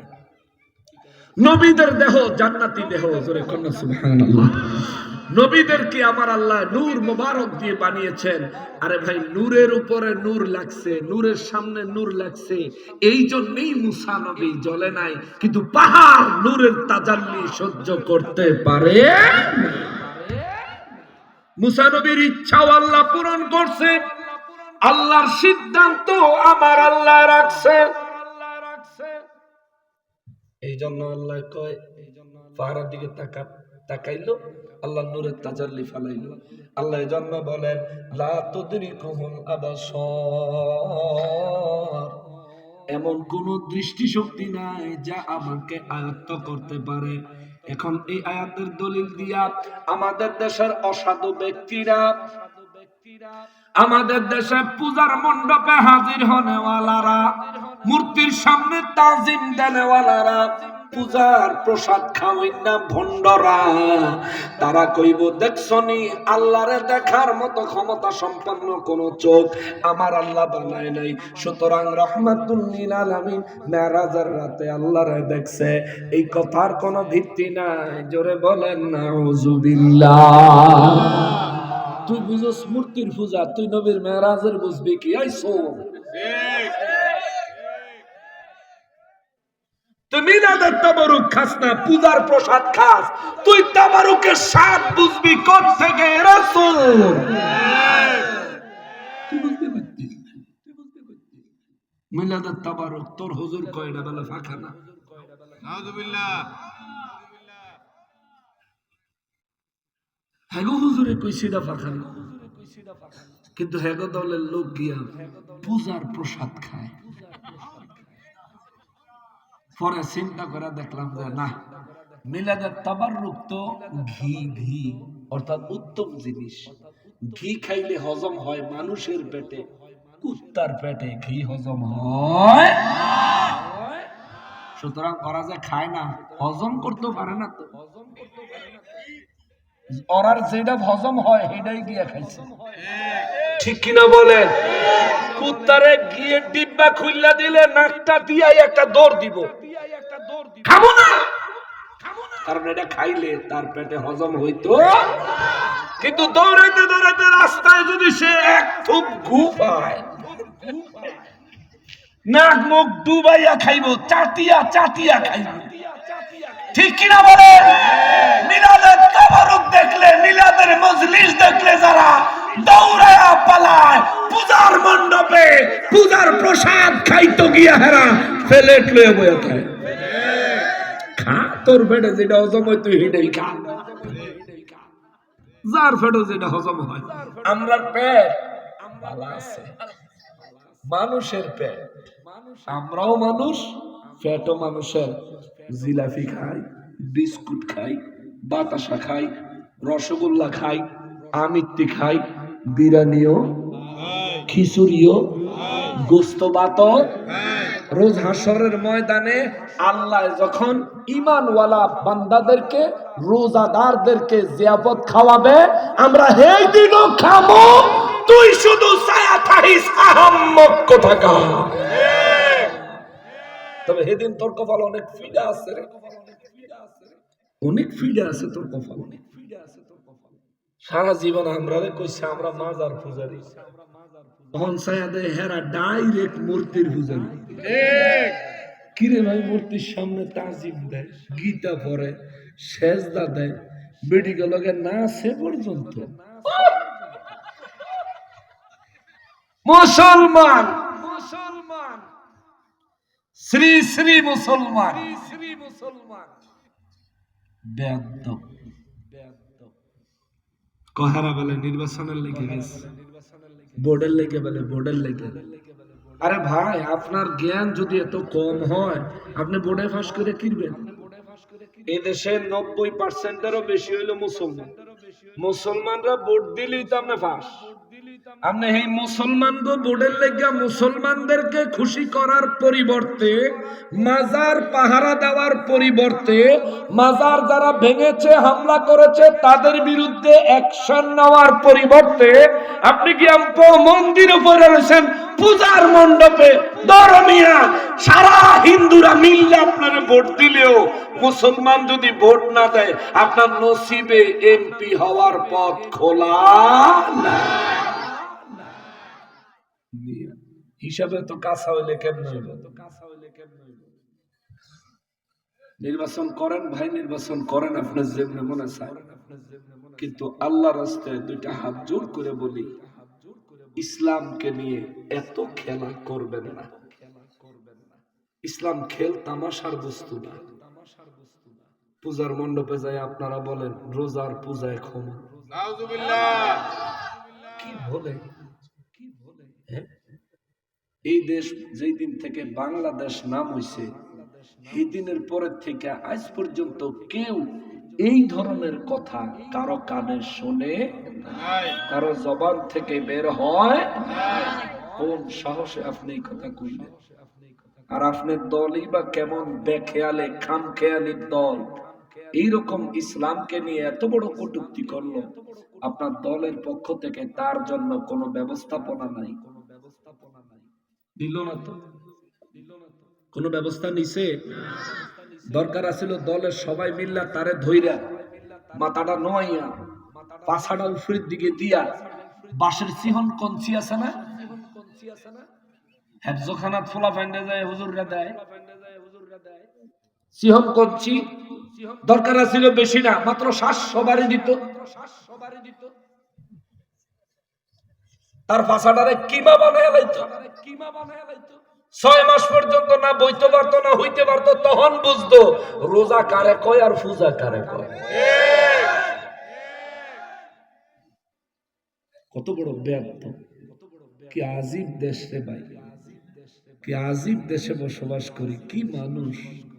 আসলে মানুষের প্রকৃত মস্তিষ্কের এই অবক্ষয় হয়েছে কারণ এরা হালাল খায় না, হালাল রুজি করে না, মুসলমান হিসেবে হালাল হারাম বাঁচে না।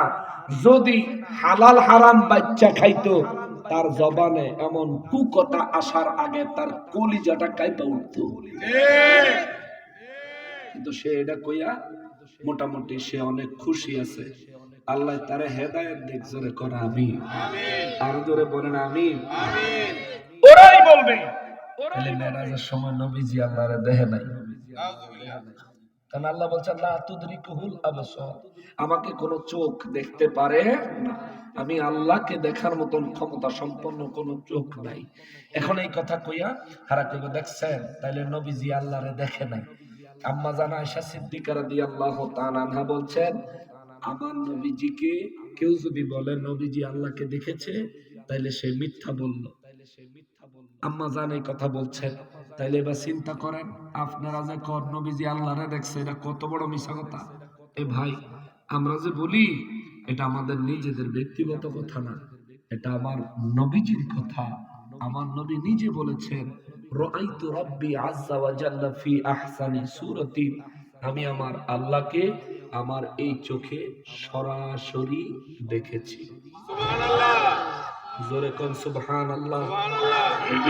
দেখছেন নি নবীজি? জোরে বলেন দেখছেন নি? নবী বলেন আমি দেখছি। এখন আম্মা জান আয়েশা সিদ্দিকা রাদিয়াল্লাহু তাআলা আনহা বলেন কেউ যদি বলে নবীজি আল্লাহকে দেখেছে তাহলে সে মিথ্যা বলবে। এখন আমরা একটা মারাত্মক বিপদে পড়ছি না? নবীজি বলতেছেন দেখছি, আম্মা জান বলতেছেন কেউ দেখছি বললে ওই ব্যক্তি মিথ্যা বলল। এটার ফয়সালা কি? ইমামরা ফয়সালা দিচ্ছেন নবীজি আল্লাহকে দেখেছেন, এই কথা নবী বলেছেন মেরাজের কথা। আম্মা জান আল্লাহকে আমার নবী দেখেছেন, এই কথা যে বললেন এটা আম্মাজান বুঝাইছেন দুনিয়ায় থেকে আমার নবী দুনিয়াতেই আল্লাহকে দেখেছেন। এই কথা যে বলবে সে মিথ্যা বলল। নবী তো দুনিয়াতে আল্লাহকে দেখেছেন এটা বলেন নাই। নবী বলেছেন আমি মেরাজের রাতে আল্লাহ রব্বুল ইজ্জতকে আল্লাহর কুদরতের মাকামে দেখেছি। জোরে কন্যা সুবহানাল্লাহ। সুতরাং নবীর কথাও সত্য, আম্মা জানের কথাও সত্য। সহজ সমাধান। তাছাড়া কেউ যদি আম্মা জানের কওলকে নবীজির মেরাজের বিরুদ্ধে দলিল হিসেবে পেশ করতে চায় তাহলে তার ইলমের অভাব আছে। নবীজির মেরাজ হয়েছে মক্কা মুআজ্জামায়, আর আম্মা জানের সাথে আমার নবীজির বিবাহ সম্পন্ন হয়েছে মদিনা মুনাওয়ারায়। আম্মা জানের সাথে আমার নবীর যখন বিবাহ হয় তখন আম্মা জানের বয়স হইল মাত্র 6 বছর। কয় বছর? 6 বছর। তো নবীজির মেরাজ হয়েছে মক্কা মুআজ্জামা। মদিনা মুনাওয়ারায় যাওয়ার সাথে সাথে আম্মা জানের সাথে নবীজির বিবাহ হয় না, একটু যাওয়ার পরে বিয়ে হয়েছে। তো নবীজির মেরাজ যদি মক্কা মুআজ্জামায় হয়ে থাকে আর আম্মা জানের সাথে বিবাহ যদি মদিনা মুনাওয়ারায় হয়ে থাকে তাহলে মেরাজের সময় আম্মা জানের বয়স কত? 4 বছর নাইলে 5 বছর। 4-5 বছরের মানুষ আপনার 4-5 বছরের জীবনে কি হয়েছে মনে আছে? তাহলে এই বয়সের কোন মানুষ যদি এই কোন ব্যক্তির ব্যাপারে মন্তব্য করে এটা কি সঠিক হবে? হবে না। আর আম্মা জান তিনি কি তার ওই বয়সের কথাকে মন্তব্য করবেন? আম্মা জান কি জানতেন না যে নবীজি বলেছেন রাআইতু রাব্বি আযজা ওয়া জাল্লা ফি আহসানি সূরাতি, আমি আমার রবকে উত্তম সূরতে দেখেছি। এই কথাটা খালি আমরাই জানি, আম্মা জান কি জানতেন না? নিঃসন্দেহে জানতেন। জানার পরেও আম্মা জান কেন এই কথা বললেন? বলার কারণ হলো কেউ যদি বলে নবীজি দুনিয়ায় থেকে আল্লাহকে দেখেছেন এটা ভুল, আর নবী বলেছেন আমি মেরাজের রাতে আল্লাহকে দেখেছি, নবীজির কথাও সঠিক, আম্মা জানের কথাও সঠিক। চিৎকার দিয়ে বলেন আল্লাহু আকবার। আল্লাহ যেমন আল্লাহকে দেখার ব্যাপারে অনেক কথা আছে। নবীজির সাথে আল্লাহ দেখাটা কিভাবে হয়েছে আল্লাহ আবার এটা সূরা নাজমের মধ্যে উল্লেখ করছেন। ওয়া হুয়া বিল উফুকিল আলা, আমার হাবিব একেবারে বস্তু জগৎ সৃষ্টি জগতের শেষ দিগন্তে লা মাকানে আমার হাবিব আগমন করেছেন। সুবহানাল্লাহ। একেবারে বস্তু জগতের শেষ দিগন্ত অর্থাৎ যেখানে লা মাকান আল্লাহ কয় সুম্মা দানা ফাতাদাল্লা, এরপর আমি আল্লাহ আমার হাবিবের দিকে আসছি। সুবহানাল্লাহ। নবীজি গেছে লা মাকানে, আল্লাহ কয় এরপরে আমি আমার হাবিবের কাছে আসছি। ফাকানা কাবা কাউসাইন, আমি আমার হাবিবের এত কাছে আসছি একটা ধনুক, তীর ধনুক চিনেন তো? ধনুক এটা এই বাঁকানো যায়, এইরকম লাঠিতে রশি বাঁধলে এই লাঠির 2 মাথা যতটা দূরত্বে থাকে আল্লাহ বলেন ফাকানা কাবা কাউসাইন, আমি এবং আমার হাবিবের মাঝে এইটুকু দূরত্ব ছিল। সুবহানাল্লাহ। জোরে বলেন সুবহানাল্লাহ। এরপর আল্লাহ কয় আও আদানা, অথবা এর চাইতেও কম ছিল। সুবহানাল্লাহ। একটা ধনুকের 2 মাথার দূরত্ব কত? সামান্য। আল্লাহ বলেন আও আদানা, তার চাইতেও কাছে। এখন তার চাইতে কাছে কতটুকু? সাহাবায়ে কেরাম জানতে চাইলেন হুজুর তার চেয়ে কাছে কতটুকু? আমার নবী বলেন এতটাই কাছে যে আল্লাহর কুদরতের হাত আমি নবীর বুক মোবারকের উপরে রেখেছেন। তাহলে নবীজির বুক মোবারকে আল্লাহ তাআলা স্পর্শ করেছেন। নবী বলেন আল্লাহর হাত, কুদরতের হাত মোবারক আমার বক্ষ মোবারকে লাগার পরে আমি ঠান্ডা শীতলতা অনুভব করলাম। জোরে কন্যা সুবহানাল্লাহ। মানে আল্লাহর কুদরতের হাত নবীজির বুক মোবারকে যখন রাখলেন তখন আল্লাহ পাকের কুদরতের হাত মোবারকের যে অনুভূতি এটাও আমার নবীজির ছিল। সুবহানাল্লাহ। আল্লাহ কয় ফাআওহা ইলা আবদিহি মা আওহা, এরপর আমি আমার হাবিবকে যত ওহী ইচ্ছা হইছে তত পরিমাণে ওহী আমি আমার হাবিবকে দান করেছি। সুবহানাল্লাহ। সারা জীবন ওহী লয়ে আইছে জিবরাইল আবে মেরাজের রাতে আল্লাহ কয় জিবরাইল টিবরাইল নাই, সরাসরি আমি আমার হাবিবকে দিয়েছি। সুবহানাল্লাহ। দেনেওয়ালা আল্লাহ, লেনেওয়ালা তার হাবিবুল্লাহ। জোরে কন্যা সুবহানাল্লাহ। আল্লাহ বলেন মা কাযাবাল ফুআদু মা রাআ, আমার হাবিবের চোখ সেদিন যা দেখেছে তার অন্তর তা অস্বীকার করে নাই। সুবহানাল্লাহ সুবহানাল্লাহ। চোখ যা দেখেছে অন্তর অস্বীকার করে নাই, কথাটার অর্থ কি? অর্থটা হলো এমন, আপনি যদি আশ্চর্যজনক কিছু দেখেন তখন দেখার পরে বলবেন আমার এখনো বিশ্বাস হয় না যে আমি এটা দেখছি। অর্থাৎ আপনার চোখ দেখেছে কিন্তু অন্তর মানতে চায়। আজ আমাকে এখানে আপনি দাওয়াত দিয়ে আনছেন, আপনারা দাওয়াত দিয়ে আনছেন, আমি একটা পরিচিত মুখ। কালকে যদি আপনার এলাকায় বিকাল বেলা চা দোকানে আমারে চা খাইতে দেখেন, আপনার চোখ দেখতেছে আমি ওখানে বসা, কিন্তু আপনার অন্তর মানতে চাইতো না, না এটা মনে হুজুর না, ঠিক না? এটারে বলে চোখে দেখার পর অন্তরের অস্বীকার। আল্লাহ কয় মা কাযাবাল ফুআদু মা রাআ, আমার হাবিব যখন আমাকে দেখেছে তখন তার অন্তর বলে নাই না এটা আল্লাহ হতে পারে না, বরং আমার হাবিব আমাকে রব হিসেবে দেখেছে, তার অন্তর স্বীকৃতি দিয়েছে হ্যাঁ আমি আমার হাবিবের আল্লাহ। চিৎকার দিয়ে বলেন সুবহানাল্লাহ। আল্লাহু আকবার। ইয়া রাসূলুল্লাহ জিন্দাবাদ জিন্দাবাদ জিন্দাবাদ জিন্দাবাদ জিন্দাবাদ জিন্দাবাদ। আল্লাহু আকবার। এরপরে আল্লাহ নবীজি আল্লাহকে দেখছেন, এই ব্যাপারে দুনিয়ার মানুষে যান কাজ্য ঝগড়া করব, কেউ মানবো কেউ মানতো না, এটা আল্লাহ জানতো না।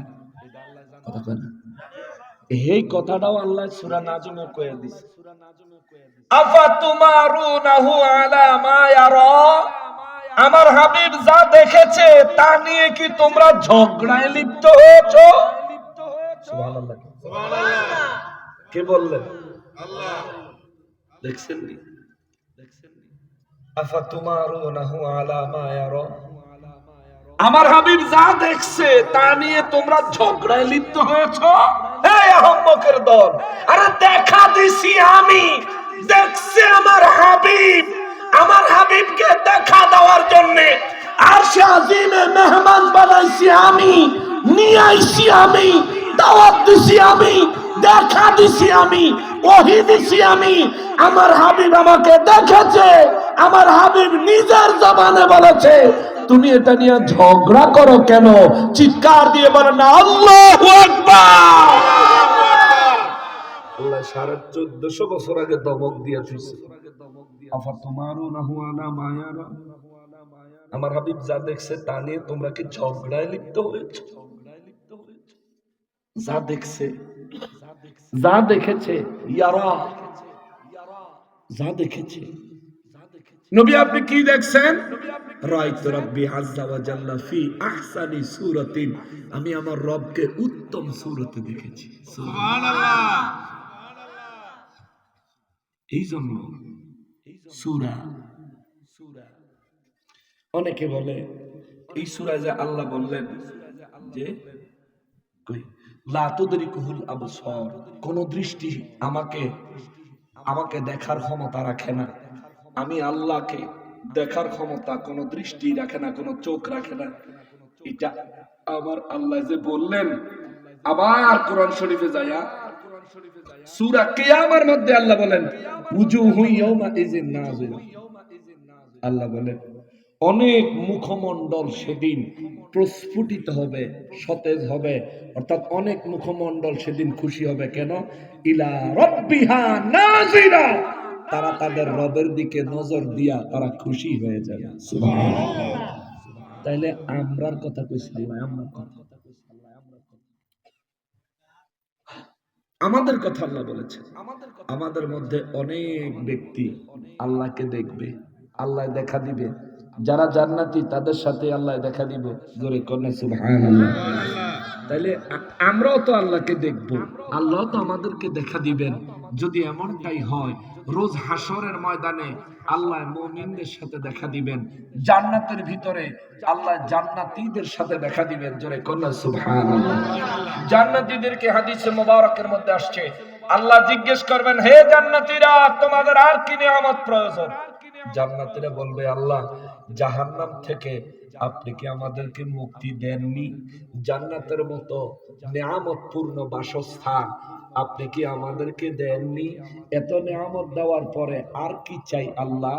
চাওয়ার মতো কি যে চাইবো ওইটাই তো ভাবতে পারতেছি না আল্লাহ। চাওয়ার আগে হাজির হয়ে যায়। তখন আমার রব্বুল ইজ্জত বলবেন, আমি নিজে তোমাদেরকে দিদার দিয়ে নিয়ামতের হকদার বানাইতে চাই। সুবহানাল্লাহ। আল্লাহ নিজে তার কুদরতের পর্দা মোবারক সরাইয়া জান্নাতীদের সাথে দেখা করবেন। তাহলে আল্লাহ যদি চায় বান্দা আল্লাহকে দেখতে পারে, আল্লাহ যদি চায় বান্দাকে আল্লাহ দেখা দিতে পারে। ওই আল্লাহ তার হাবিবুল্লাহকে মেরাজে নিয়ে দেখা করেছেন। এতে কি আমাদের অসুবিধা? না। কাফেরদের অসুবিধা ছিল, আবু বকরের কোন অসুবিধা ছিল না, আবু জাহিলের অসুবিধা ছিল, কোন সাহাবীর কোন অসুবিধা ছিল না। সুতরাং নবীর মেরাজকে নিয়ে এখনো সমাজে যারা ফিতনা ফাসাদ তৈরি করে, এরা নিশ্চিত আবু জাহেলের দলের লোক। শুনতে মন্দ হইতে পারে, আপনারা কি রাগ করছেন? রাগ করলেও কথাই এইডুর, আল্লাহর কথা বানায়া কই নাই। আল্লাহ জিজ্ঞেস করতেছেন, আফা তুমারু নাহু আলা মায়ারা, আমার হাবিব যা দেখছে তা লইয়া তোমরা কি ঝগড়া করতেছ? চিন্তা করে দেখছেন? আমার হাবিব যা দেখছে তা লইয়া তোমরা কি ঝগড়া করতেছ? এক প্রকারের একটা ধমক। কিন্তু আহাম্মক মানুষ বুঝে না, খালি সহি হাদিস বিছরায়, সহি হাদিস, সহি হাদিস। এবড়া হাদিস তো হাদিস, সহি হাদিসের ভিতরে সহি খোঁজো। তুমি যে সহি হাদিস তুমি বুঝো নি মিয়া, তুমি নিজে নি সাব্যস্ত করবা কোনটা হালাল কোনটা হারাম, এটা তুমি তো সাব্যস্ত করার যোগ্যতা রাখো না। তোমার হুজুর, তোমার আহলে হাদিস মার্কা হুজুর, তোমার ওয়াহাবি মার্কা হুজুর, হেতনি সাব্যস্ত করব কোনটা হালাল কোনটা হারাম না। সাব্যস্ত করার জন্য আল্লাহ যুগে যুগে মুস্তাহিদ আলেমদেরকে পাঠাইছেন, তারা সাব্যস্ত করবে। আমার মতো মানুষ সর্বোচ্চটুকু যদি পারি আপনাদের সামনে ওই মুস্তাহিদ আলেমদের ফতোয়া নকল করে শোনাইতে পারবো, তাদের ফয়সালা নকল করে শোনাইতে পারবো, তাদের ইস্তেনবাদ করা মাসআলা আপনাদের সামনে শোনাইতে পারবো। কিন্তু আমি এখনো ওই মুস্তাহিদদের মতো যোগ্যতা অর্জন করতে পারি নাই যে আমি মাসআলা প্রণয়ন করব। সুতরাং পূর্বকালের মুস্তাহিদরা যা হালাল বলেছেন আমরা তার উপরেই থাকব। তারা যেগুলো উম্মতে মুসলিমাকে শিক্ষা দিয়েছেন আমরা তার উপরেই থাকব এবং ইবাদত বন্দেগী বাড়াবো। মেরাজ আসলে ইবাদত করতে মানা করে যারা, শবে বরাতের রাত আসলে ইবাদত করতে মানা করে যারা, হালুয়া রুটি বানাইয়া মানুষকে দান করতে মানা করে যারা, ওই আহম্মদদের কথা আমরা শুনবো না। ঠিক কিনা বলেন? দান করলে সওয়াব হয়। হালুয়া রুটি শবে বরাতের রাতে, যদি শবে বরাতের রাতকে কেন্দ্র কইরা আপনি যদি সারাদিন হালুয়া রুটি বানাইয়া বিকাল বেলা যদি এগুলো দান করেন, সওয়াব হবে ছাড়া গুনাহ হবে না। সওয়াবই এখন ওই মৌলবী সাহেব এগুলোর বিরোধিতা করে কেন? যদি কোন হুজুর শবে বরাতের সময় রুটি হালুয়া বানাইতে ৫,০০০ টাকার মতো খরচ হইলে নেন, ৫,০০০ টাকা আপনি মাদ্রাসাত নেন না, ঠিক নিও এইটা জায়েজ, এটা সুন্নত, আর হেটা বেদাত। তো এ ফকিন্নের ফলা, তুই তো গরিবের হক মারুন না, তুই খয়রাতির ঘরের খয়রাতি। এলাকায় কত গরিব মানুষ আছে শবে বরাতের রাতে নিজের বাচ্চাদের জন্য একটু ভালো খাবার দাবার আয়োজন করতে পারে না। এলাকায় মহল্লায় এমনও মানুষ আছে যারা অভাবের কথা কারো কাছে মুখ ফুটে বলতেও পারে না। আসেনি এমন মানুষ ইজ্জতের খাতিরে? তো তাদের ঘরে যদি এলাকার আশেপাশের মানুষ কেউ একটু ভালো তরকারি রান্না করে, কেউ একটু হালুয়া তৈরি করে, কিংবা কেউ একটু সবজি তৈরি করে, রুটি সবজি হোক বা গোশতের তরকারি হোক বা কোনো খাবারের জিনিস হোক, কোনো মুসলমান যদি কোনো মুসলমানের ঘরে আদান প্রদান করে, এর দ্বারা সুসম্পর্ক বৃদ্ধি পায়, এর দ্বারা দান সদকার হাত বড় হয়, এর দ্বারা ইবাদত হয়, দানের সওয়াব সদকায়ে জারিয়া নসিব হয়। কথা বলেন ঠিক কিনা? অতএব কোন মোল্লার কথা শুনবেন না। যেই মোল্লাই কইব শবে বরাত উপলক্ষে রুটি হালুয়া নাই, দাওয়াত দেওয়ার নাই, এই নাই সেই নাই, যারা বলবো খবরদার, এদের কথা শোনা যাবে না। আমার নবী নিজে শবে বরাতের রাতে ইবাদত করেছেন। আমার নবী নিজে সেই 14ই শাবান দিবাগত রাতে জান্নাতুল বাকি কবরস্থানে জিয়ারত করেছেন। সুতরাং আমরা কবর জিয়ারত করব, নফল নামাজ আদায় করব, কোরআন তেলাওয়াত করব, জিকির আজকার করব, নবীজির শানে দুরূদ ও সালাম অত্যধিক পরিমাণে পড়ব, সাধ্যমতো তৌফিক মোতাবেক দান করব, সদকা করব, আর আল্লাহর ইবাদতের মধ্যে নিজেদের জিন্দেগি গড়ব। আল্লাহ তৌফিক দেন। সবাই পড়ি আমিন। ফেরেশতों की सलामी देने वाली फौज गती थी, जनाबे आमिना सुनती थी, ये आवाज आती थी, या नबी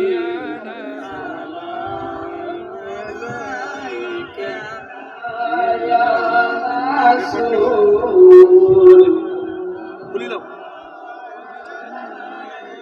या